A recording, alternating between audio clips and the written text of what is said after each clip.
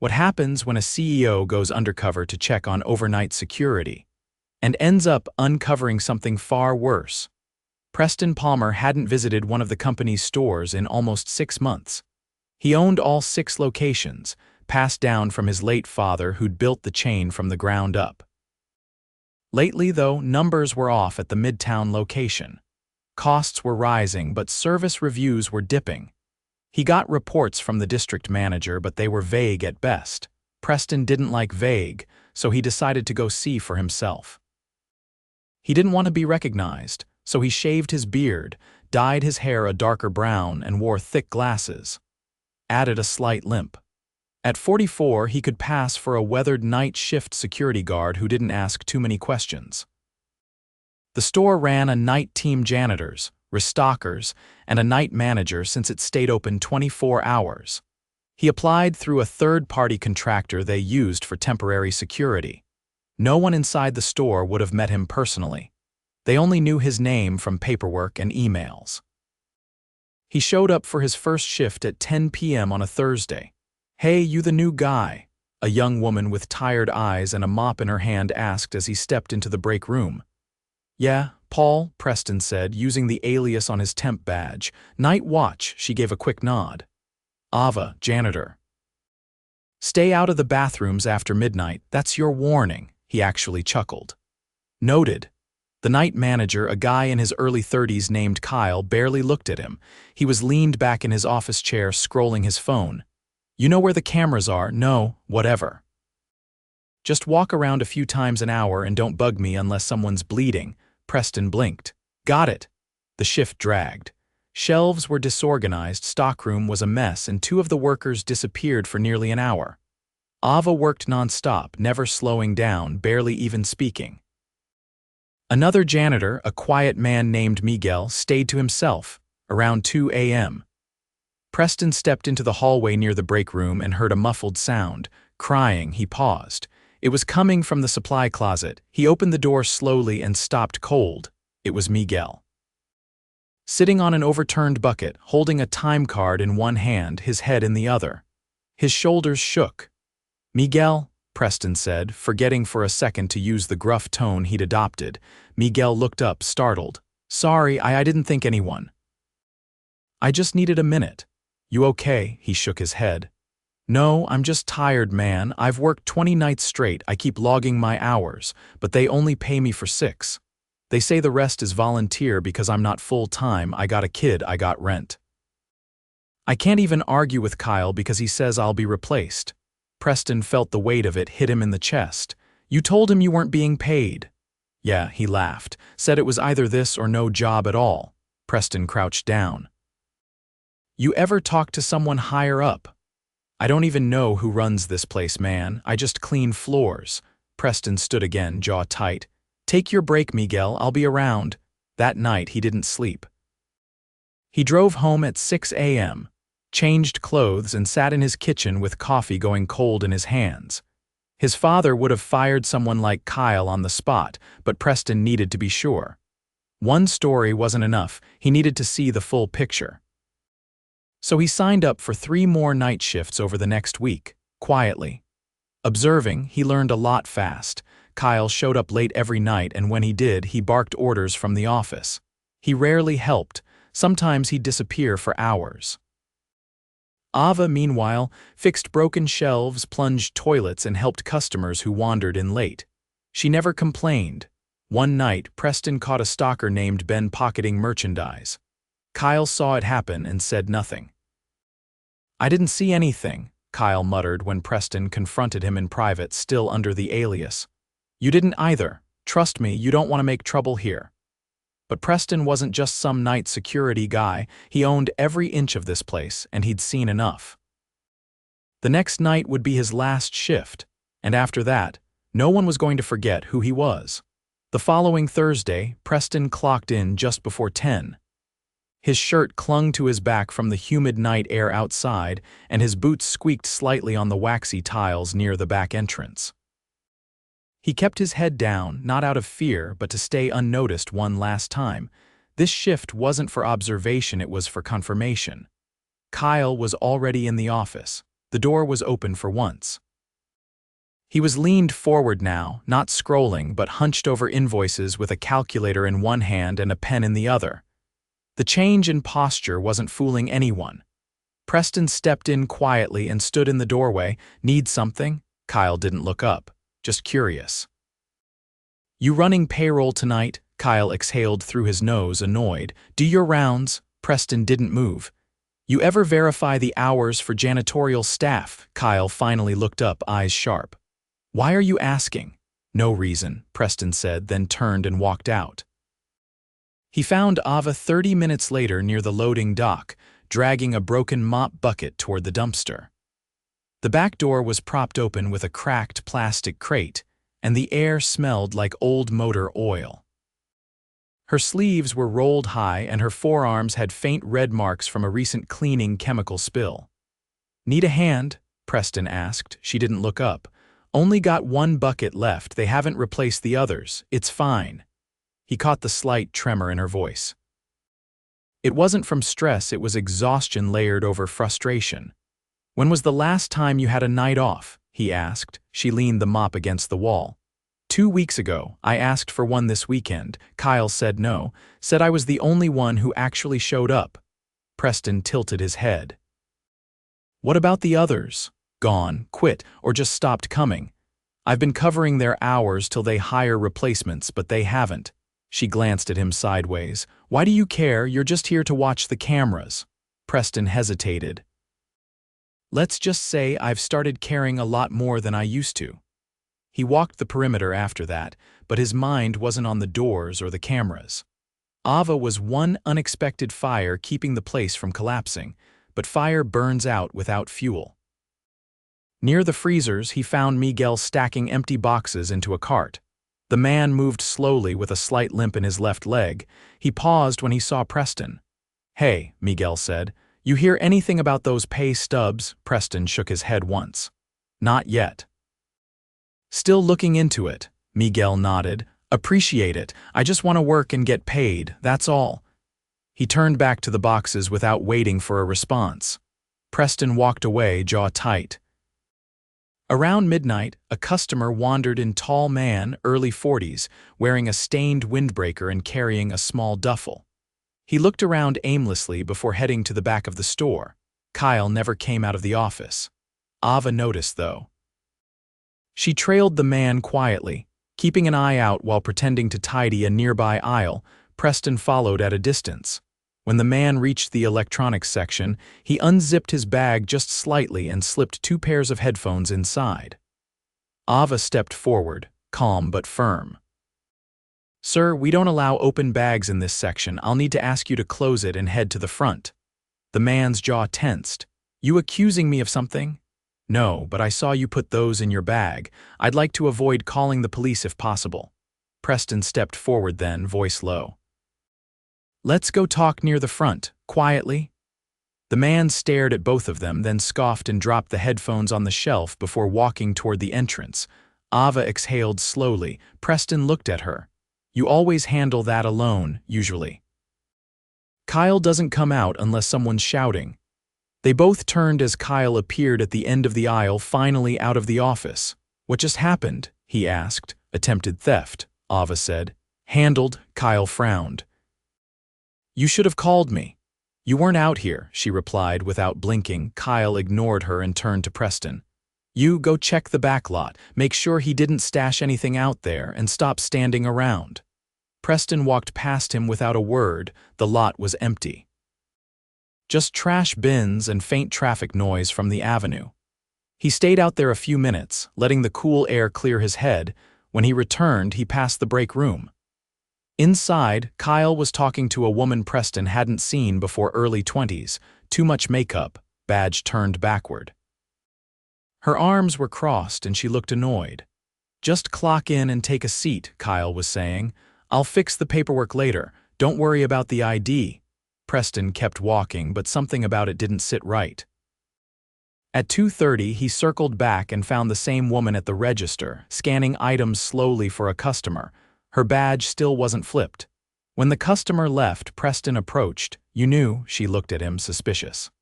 Kyle said I didn't have to answer questions. You security? Yeah.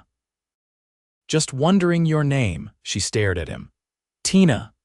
Then she turned and walked toward the back. That confirmed it. Kyle was sliding in off the book's employees. No background checks, no proper onboarding, which meant no one was tracking hours or pay legally. Preston's stomach turned. At 3:15, he saw Kyle again, this time near the loading dock with Ben the stalker who'd pocketed merchandise the week before. They were speaking in low tones. Ben handed Kyle a small envelope. Kyle nodded and walked away. Preston waited until Ben was alone. You always hand off cash to your manager during shift, Ben froze. What? I saw it, don't lie, Ben straightened. Look, I owe him money, that's all. For what? Ben hesitated, then lowered his voice. I was short a few times. Kyle said he'd cover it if I paid him back in cash. Said it's better than getting written up. Preston stared at him for several seconds before walking away. He didn't need to hear more. The pattern was clear. Kyle was using fear, burnout, and chaos to control the night shift. He overworked the decent ones, ignored theft, and let under-the-table workers slip through. Every corner Preston looked into, something else was rotting. By the time 5 rolled around, Miguel was asleep sitting upright in a break room chair, hands still stained with cleaning fluid. Ava was mopping the same front aisle for the 3rd time, just to stay awake. Kyle was back in the office, door closed. Preston stood in the staff hallway, staring at his reflection in the security monitor. He reached into his pocket and pulled out his phone. Derek, he said when the district manager answered on the 3rd ring. Be at the Midtown store at 6:30, bring HR and bring the termination forms. Why? Because the night manager's done, and we're not waiting another day. He ended the call and tucked the phone away. By the time the sun crept over the horizon, Preston had taken off his security badge and tucked it into the staff suggestion box. He'd be back in 30 minutes. But this time, he wouldn't be Paul, he'd be Preston Palmer. And every single person in that building was about to find out exactly who they'd been working for. At exactly 6:30, Preston stood just inside the store's employee entrance, now in a blazer, dress shirt, and black slacks. The transformation was immediate and complete. His beard was back, glasses gone, a quiet storm in his step. Derek, the district manager, arrived moments after him, followed by Claire from HR. Neither spoke as they followed Preston through the hallway. The overnight staff was still finishing their shift. The fluorescent lights flickered slightly above them, casting long shadows across the scuffed floor tiles. They didn't go to the office first. Preston walked straight to the break room, where Ava sat on a crate drinking from a paper cup. Her shoulders were hunched, her uniform damp from the last round of mopping. Miguel was by the vending machine trying to coax a bag of chips loose with a ruler. Preston stopped at the doorway. Derek and Claire paused behind him. Ava looked up first. She blinked as if trying to place him. Then recognition hit. You're Preston nodded once. Yes, my name is Preston Palmer. I own this company. Miguel froze. The ruler dropped to the floor. I've been undercover on your night shift for the past 8 days, Preston continued. I've seen what's been happening here. I'm not here to make speeches, I'm here to fix it. Ava stood slowly, still processing. We thought you were just some temp. I was, until I saw enough. Claire stepped forward. We need to speak with several employees, but first Preston raised a finger and turned to Ava. You've been carrying this store on your back. That ends today.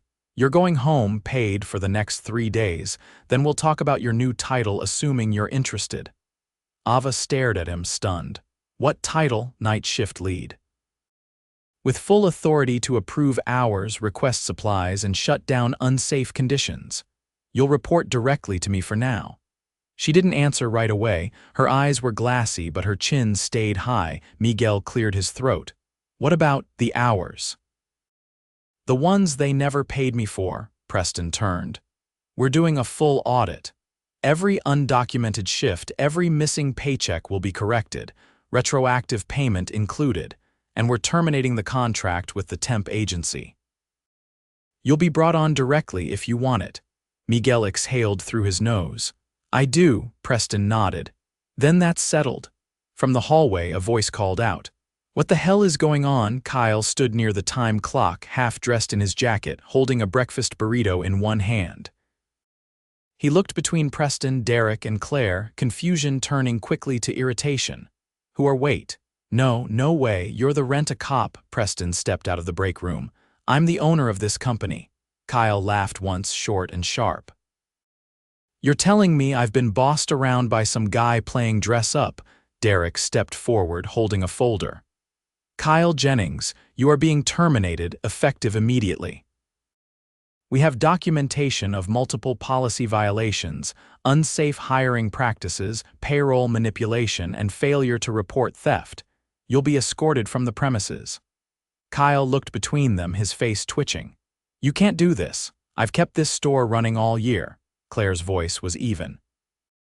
We're done here. Please collect your things. Security is on their way. Kyle stepped back, then turned sharply toward Ava.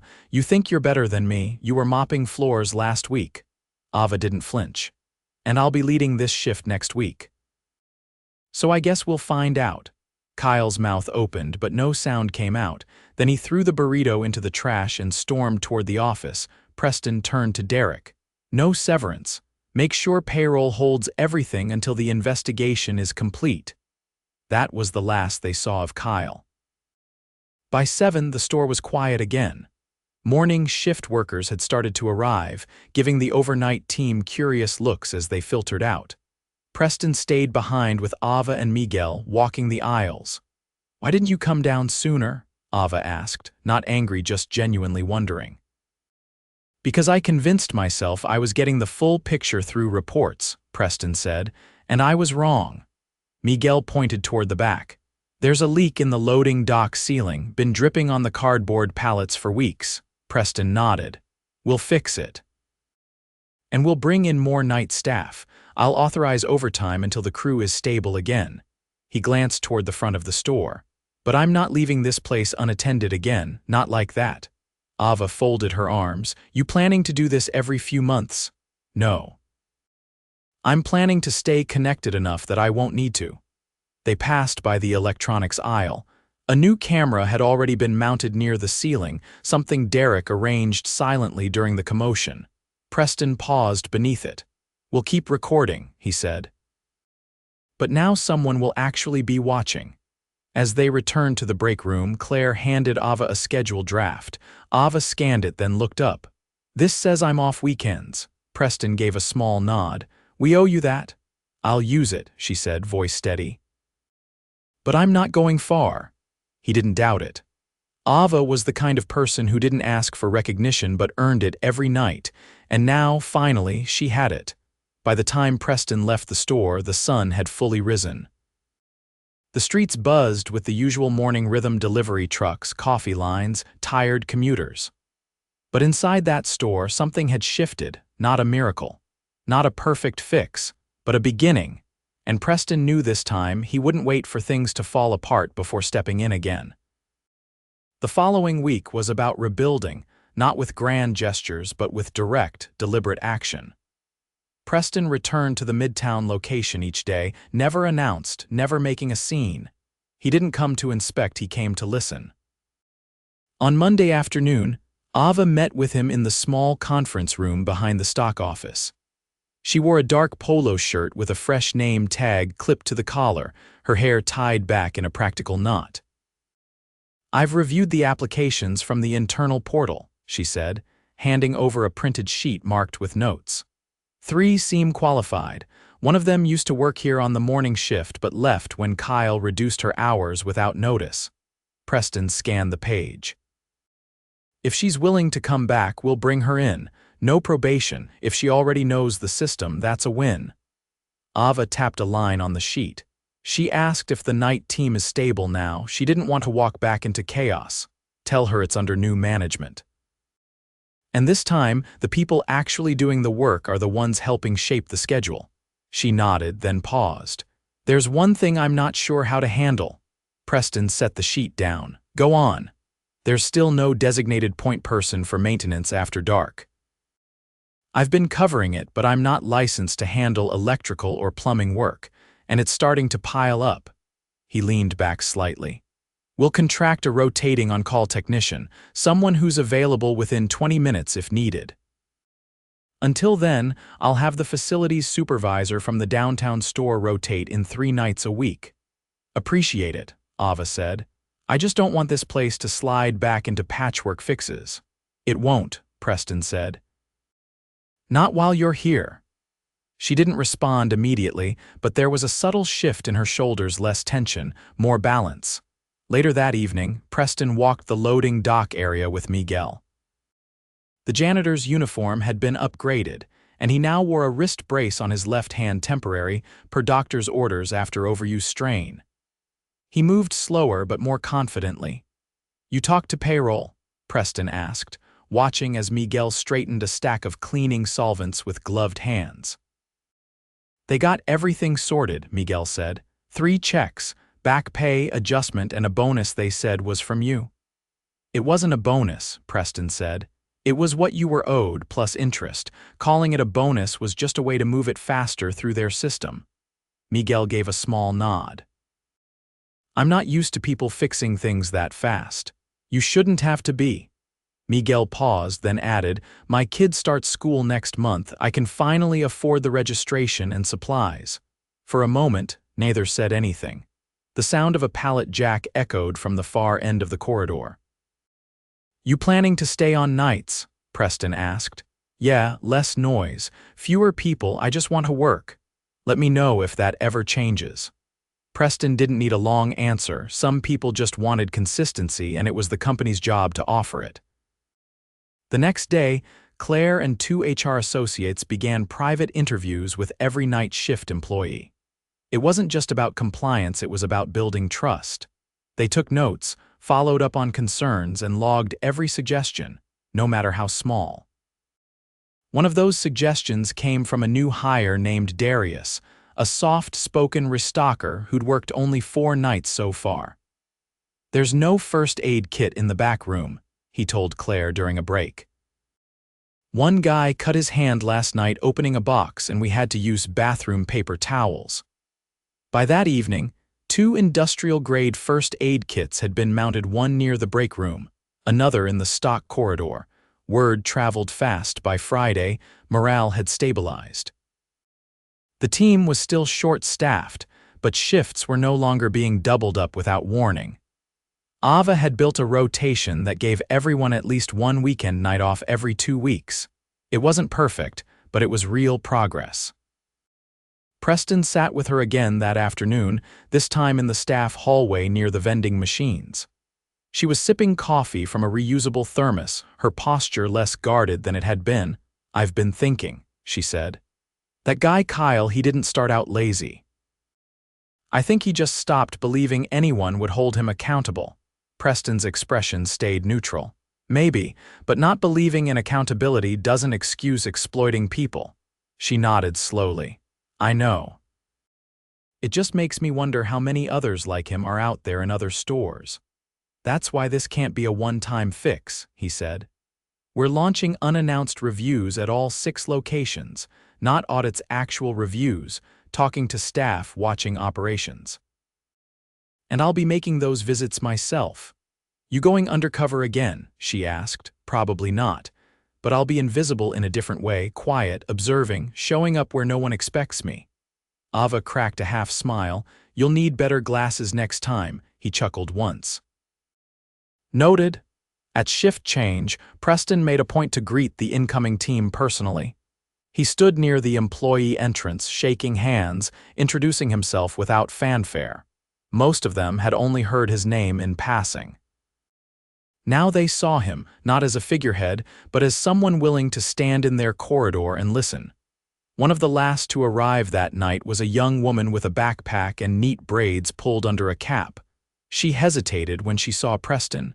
You must be the owner, she said. That's right. And you are, Jasmine. Ava hired me, said it was different here now. Was she right? That's what I'm here to find out. He stepped aside to let her through. Well, welcome aboard. If it's not, you let me know. As the door closed behind her, Preston stood alone for a moment. The store buzzed lightly behind the wall's voices, movement, the start of another shift. The sun had dipped low, casting orange streaks across the parking lot. He walked to his car slowly. No need to rush. Inside the store, Ava was running a team meeting in the break room, pointing to a new rotation chart. Miguel was prepping supplies, checking expiration dates carefully. Darius was organizing the back shelves, earbuds in, sleeves rolled. They weren't just showing up anymore. They were building something that would last. And this time, they weren't doing it alone.